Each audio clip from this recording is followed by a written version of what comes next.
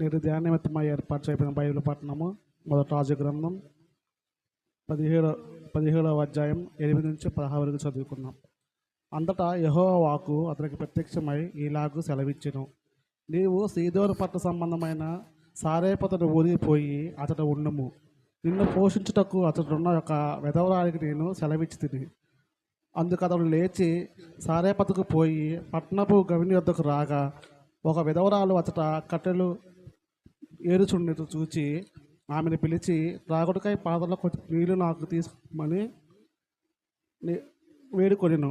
ఆమె నీళ్లు తేబోతుండగా అతడు ఆమెను మరలా పిలిచి, నాకు ఒక రొట్టె ముక్కను నీ చేతిలో తీసి కొన్ని రమ్మని చెప్పెను.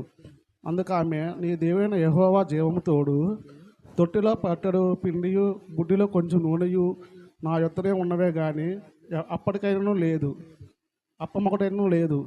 మేము చావకముందు నేను ఇంటికి పోయి వాటి నాకును నా బిడ్డకును సిద్ధం చేసుకుని వాళ్ళని కొన్ని పుల్లలు ఏరుకుటకై వచ్చినాను.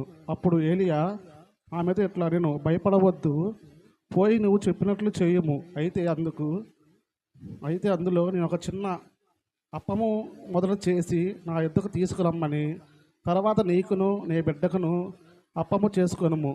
భూమి మీద యెహోవా వర్షము కురిపించు వరకు ఆ తొట్టిలో ఉన్న పిండి తక్కువ కాదు, బుడ్డిలో నూనె అయిపోయినదని ఇశ్రాయేలు దేవుడైన యెహోవా సెలవిచ్చి ఉన్నాడనను.